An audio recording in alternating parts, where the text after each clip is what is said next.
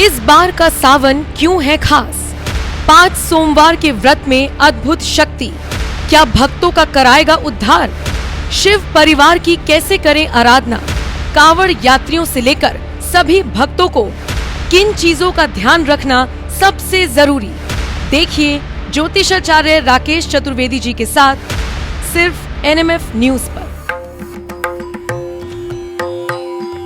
नमस्कार, मैं हूं आपके साथ सपना दानू। स्वागत है आपका हमारे चैनल एनएमएफ न्यूज़ पर। 2024 में 22 जुलाई से लेकर 19 अगस्त तक सावन के महीने को हिंदू धर्म में पवित्र समय माना जाता है। इस बीच शिव भक्त पूरी श्रद्धा के साथ भगवान शिव की आराधना करते हैं, कावड़ लेकर निकलते हैं, व्रत रखते हैं। लेकिन लोगों के मन में कई सवाल भी रहते हैं कि इस सावन मास में क्या करें, क्या ना करें, किन चीज़ों से बचें, क्या उपाय उनको करने चाहिए। ऐसे में आज हमारे साथ मौजूद हैं जाने माने ज्योतिषाचार्य राकेश चतुर्वेदी जी। बहुत बहुत स्वागत है सर आपका। नमस्कार सपना जी, हर हर महादेव, शिव शंभू दर्शकों। आचार्य जी, जैसे कि मैंने बताया कि हिंदू धर्म में जो है सावन के महीने को जो है बहुत पवित्र माना जाता है और इस बीच जो है श्रद्धा भाव से जिस तरीके से लोग पूजा पाठ करते हैं, व्रत रखते हैं, उसके बीच में जो है कई सवाल ऐसे लोगों के मन में आ जाते हैं, भक्तों के मन में आ जाते हैं। सबसे पहले तो कहा जा रहा है कि ये वाला जो सावन है इस बार का बहुत खास है। सबसे पहले आपसे यही सवाल पूछना चाहूँगी कि किन मायनों में ये सावन जो है खास होने वाला है? जी, बहुत अच्छा प्रश्न है सपना जी आपका। यह जो सावन है 2024 का जो श्रावण मास है, वर्ष 2024 का 22 जुलाई से आरंभ हो रहा है। 22 जुलाई से आरंभ हो करके और 29 अगस्त को श्रावणी पूर्णिमा है, जिसको हम रक्षाबंधन के त्योहार के रूप में भी मनाते हैं। क्यों खास है, क्यों खास कहा जा रहा है, उसके पीछे दो मुख्य कारण हैं। पहला, 22 तारीख को जब आरंभ हो रहा है सावन, उस दिन सर्वाध सिद्धि योग, सिद्धि नक्षत्र योग और सिद्धि योग, यह तीनों महत्वपूर्ण योग का निर्माण हो रहा है। सूर्य पुष्य नक्षत्र में विराजमान रहेंगे, शनि के नक्षत्र में। ऐसी अवस्था में सोमवार की तिथि, यानी कि सावन में विशेष करके सोमवार का अपना महत्व है। और दूसरा, जिस दिन समापन हो रहा है, यानी कि 19 अगस्त को जब समाप्ति हो रही है श्रावण मास की, तो उस दिन भी श्रावणी पूर्णिमा के दिन सोमवार का दिन और सर्वाध सिद्धि योग, अमृत योग, सिद्धि नक्षत्र योग और सिद्धि योग का निर्माण हो रहा है।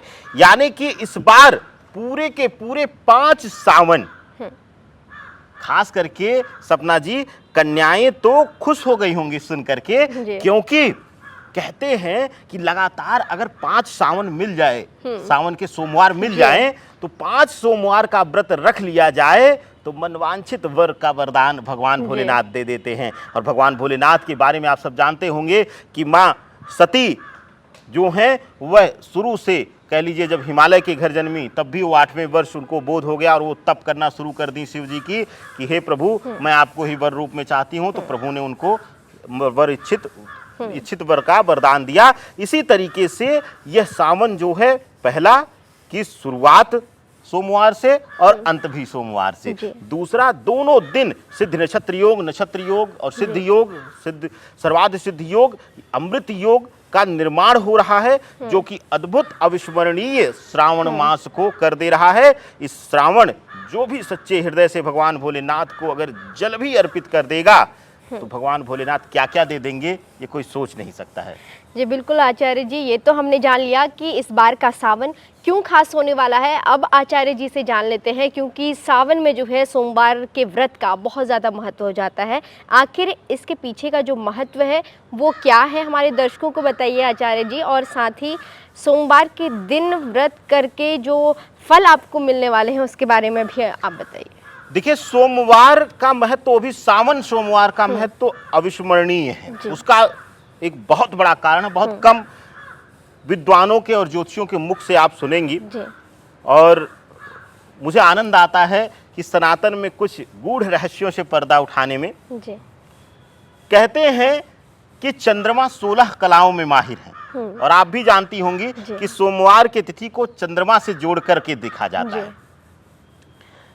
दूसरा, कहा जाता है भगवान श्री कृष्ण के लिए कि वो 16 कलाओं में माहिर थे, लेकिन चंद्रमा एक समय पर अपनी चाल चल करके, क्योंकि मूल तो स्वामित्व 16 कलाओं का चंद्रमा ही करता है, तो ऐसे में अंततः उसने चंद्रमा ने ग्रसित कर लिया। लेकिन भोलेनाथ ही एक ऐसे देव हैं, एक ऐसे देवता हैं धरा पर, जो कि चंद्रमा को भी सर पे विराजमान रखते हैं जी। और चंद्रमा की कोई भी कला, कोई भी छल, कोई भी चाल उन पर नहीं चल पाती है।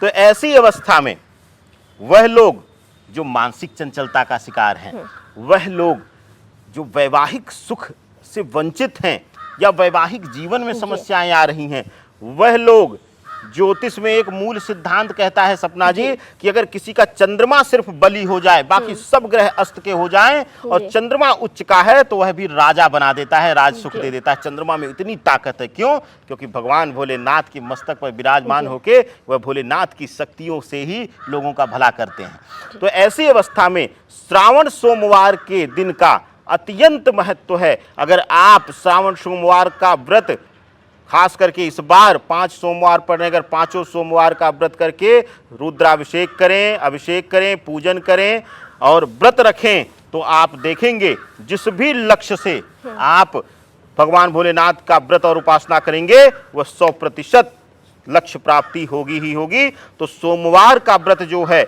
अत्यंत महत्वपूर्ण इसलिए है कि 16 कलाओं से परिपूर्णता लेने के लिए, 16 कलाओं के सुख की प्राप्ति करने के लिए इस धरा पर मानव के लिए एक ही व्रत है, वह है सोमवार का व्रत। और उसमें भी सावन का सोमवार मिल जाए तो कहते हैं सोने पे सुहागा हो जाता है। बिल्कुल सही कहा आचार्य जी आपने। अब बात कर लेते हैं, जैसे कि हर साल की तरह सावन मास में कावड़ यात्री निकलते हैं, लेकिन जब कावड़ यात्रा होती है उस बीच जो है हमें कई चीज़ों का जो है ध्यान रखना होता है, लेकिन कई भक्तों को इन चीज़ों के बारे में नहीं पता रहता है। कावड़ लेके तो वो निकल जाते हैं, लेकिन कुछ न कुछ चीज़ें जो है उनसे वो भूल हो जाती है। लेकिन चिंता मत करिए, आचार्य जी आपको बताएंगे इस बार कावड़ यात्रा में आपको किन किन सावधानियों का जो है ध्यान रखना है, क्या क्या सावधानियां आपको बरतनी है, और साथ ही इसके महत्व के बारे में।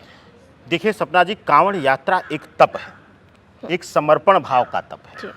पहला तो मैं निवेदन करूंगा मेरे उन भोलेनाथ के भक्तों से, अभी आपको एक वीडियो में अभी हमने कहा कि एक दोहे का जिक्र किया था कि समर्थ को नहीं दोष गोसाई।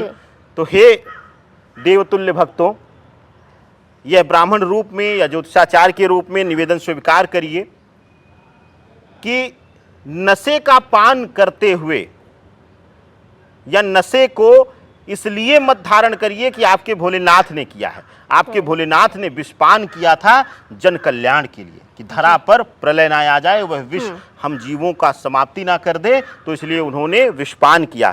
क्या आपके अंदर उतना सामर्थ्य है? मुझे लगता है कि 1-2 गिलास से ज़्यादा जो भांग पी लेता है वो अपने आप को भगवान समझने लगता है। और कुछ एक नशों का जिक्र नहीं करूँगा, जब 1-2 घूंट से ज़्यादा होता है तो हवा में उड़ने लगता है। तो मत बनिए भोलेनाथ, कोई नहीं बन सकता है। देवताओं में भी किसी के अंदर सामर्थ्य नहीं है भोलेनाथ महाकाल बनने की। मृत्युंजय कहा जाता है, जो मृत्यु पर भी विजय प्राप्त कर ले उसको मृत्युंजय कहा जाता है। भगवान भोलेनाथ के अन्यत्र किसी को मृत्युंजय शब्द से संबोधित नहीं किया गया है। दूसरा, महाकाल कहा गया है सपना जी उनको, जो काल की गति पर यानी जो समय की गति पर भी नियंत्रण कर ले। कहते हैं कि काल ने किसी को नहीं छोड़ा है। भगवान श्री कृष्ण, भगवान राम को भी एक समय पर उन्होंने कहा कि अब आपका समय बीता, अब महाकाल हूं मैं काल हूं और मेरा समय है अब, और अब आपको जाना होगा। तो वो गए धरा छोड़ करके, मनुष्य शरीर छोड़ करके। ऐसी अवस्था में सिर्फ भगवान भोलेनाथ हैं, इतने सामर्थ्यवान हैं कि संसार का पूरा हलाहल, पूरा जो कहते कि विष है, जो पूरा अगर उसका भी रसपान कर जाएं तो उनको तनिक भी अंतर नहीं आएगा और वह वैसे ही विराजमान रहेंगे। तो मेरे भक्तों, सबसे पहले आप लोग स्वच्छ रहिए, समर्पित रहिए, सात्विक रहिए, ब्रह्मचर्य का व्रत करिए, ब्रह्मचर्य का व्रत ना टूटे। उसके साथ साथ किसी के लिए बुरा मत सोचिए। मैं कई खबरें देखता हूं सपना जी कि जरा सा स्पर्श हो गया, कांवड़ियों ने गाड़ी पलटकर जला दिया। मत करिए प्रभु। शालीनता, भोलेनाथ की शालीनता ही उनकी पहचान है। जब तक अति नहीं हो जाती है तब तक त्रिनेत्र नहीं खुलते हैं। तो जब तक कोई आपके भोलेनाथ को अपमानित ना करे, जब तक आपकी श्रद्धा को कोई अपमानित ना करे, तब तक आप अपने त्रिनेत्र मत खोलिए। और महत्वपूर्ण चीज, जिन घरों से कांवड़ लेके जो लोग जा रहे हैं उनके घरों में भी सात्विक भोजन बनना चाहिए। हो सके तो एक समय रात्रि बेला का भोजन करें और घर में बैठ करके इकट्ठे एक साथ होकर परिवार के सदस्य भगवान भोलेनाथ, माता की पार्वती की, भगवान गणेश की, कार्तिकेय की उपासना करें। क्योंकि श्रावण मास जो है वह शिव परिवार का है। शिव परिवार की उपासना करने से संपूर्ण जगत की शक्तियां हमारी रक्षा करती हैं, हमें वरदान देती हैं। तो ये विशेष ध्यान आप लोग जरूर रखिए। जी बिल्कुल आचार्य जी, इस पाक महीने में जो है भक्त पूरी श्रद्धा के साथ शिव की आराधना करते हैं, शिव परिवार की जो है आराधना करते हैं और ऐसे में जो है मन वांछित फल पाने की इच्छा रखते हैं। तो इस वो लोग सोमवार का जो है व्रत भी रखते हैं, कांवड़ यात्रा के लिए निकलते हैं। ऐसे में इस बार के सावन में जो है क्या भगवान शिव जो है मनवांछित फल दे सकते हैं? देखिए, भगवान भोलेनाथ को बाबा भोला कहा गया है जी। और बड़े भोले हैं। सच्चे मन से, समर्पित भावना से अगर मिट्टी भी आप चढ़ाती हैं सपना जी, तो प्रभु उसको भी स्वीकार करते हैं। इतने भोले हैं ये। नहीं कहते कि आप सोना चांदी लाइए, नहीं कहते ये बहुत बड़ी सामग्री लाइए। जो भी हृदय से आप समर्पित करेंगे, चाहे वह चावल के दाने अर्पित कर दीजिए, चाहे वह जल अर्पित कर दीजिए, भोलेनाथ प्रसन्न हो जाते हैं। हाँ, भोलेनाथ को श्रद्धा चाहिए। ये नहीं कि आपने कहा अरे आज 500 रुपये लगा के दूध खरीद के आज अभिषेक करूंगा। नहीं, आपका थोड़ी ना है 500 रुपये, वो उन्हीं भोलेनाथ का दिया हुआ है।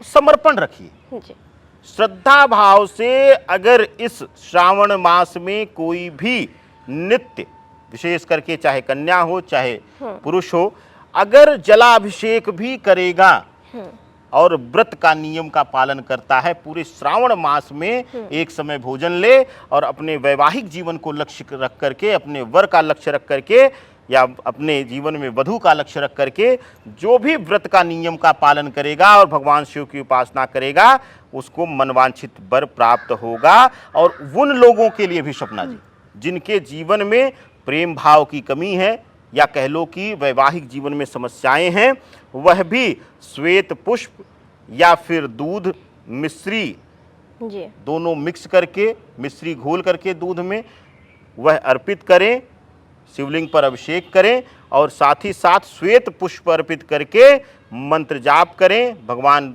श्री गणेश, माँ गौरी की और भगवान भोलेनाथ का, और मंत्र जाप करें सर्वमंगल मांगले शिवे सर्वार्थ साधिके शरण्ये त्र्यंबके गौरी नारायणी नमोस्तुते। कि हे माता गौरी, हे प्रभु श्री गणेश विघ्नहर्ता, हे भोलेनाथ, आप सपरिवार सहित हमें मेरे मनवांछित वर से परिपूर्ण करें। हे नारायणी, आपको मैं प्रणाम करता हूँ या करती हूँ। इस भाव से श्वेत पुष्प अर्पित करें। श्वेत पुष्प अति प्रिय है भगवान भोलेनाथ को।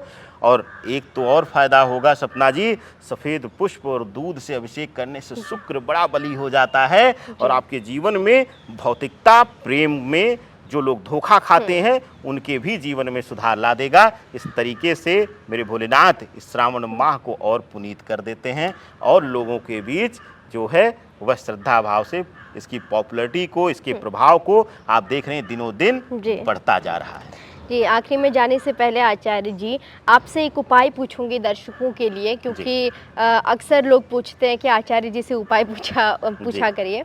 तो अपने जीवन को और ज़्यादा खुशहाल बनाने के लिए इस सावन महीने में आप क्या कुछ उपाय कर सकते हैं? देखिए, ये श्रावण माह, एक शब्द आप सुनी होंगी कविता जी, क्षमा करिएगा सपना जी, और लगातार आप सुनी होंगी सपना जी कि कुंडली मांगलिक है, कुंडली में मंगल दोष है और वैवाहिक जीवन शून्य है। अगर आपके कुंडली में, आपके जीवन में यह समस्या सुनने को आ रही है तो इस श्रावण माह में ये बहुत अच्छा प्रश्न सपना ने किया है। और आप सभी के लिए समझ लीजिए कि जाते जाते वरदान देके जा रही हैं। जो लोग मांगलिक हैं, जो लोग मंगल दोष से पीड़ित हैं, लाल पुष्प लीजिए और लाल चंदन, लाल चंदन जल में घोल लीजिए और लाल पुष्प उसी में डाल लीजिए और ले जाकर के अभिषेक करिए शिवलिंग पर और मंत्र जाप करिए। ओम नमो भगवते रुद्राय, ओम तत्पुरुषाय नमः। इन दो मंत्रों के साथ अभिषेक करिए और प्रणाम करके उठ जाइए। आप देखेंगे मांगलिक दोष से मुक्ति मिलेगी, आपके जीवन में मंगल का नकारात्मक प्रभाव शांत होगा, दुर्घटना इत्यादि बहुत ज़्यादा होती होगी, बीमारी ज़्यादा रहती होगी तो उससे भी मुक्ति आपको मिल जाएगी। जी बहुत बहुत धन्यवाद आचार्य जी आपका। आपने हमें अपना कीमती समय दिया और हमारे दर्शकों को बताया इस बार का सावन जो है क्यों खास रहने वाला है और किन उपायों को उनको करना चाहिए और किन चीज़ों का जो है खास ध्यान रखना है, चाहे वो सोमवार के व्रत रखने वाले श्रद्धालु हों या फिर कावड़ यात्री हों। फिलहाल हमें दीजिए इजाज़त। नमस्कार।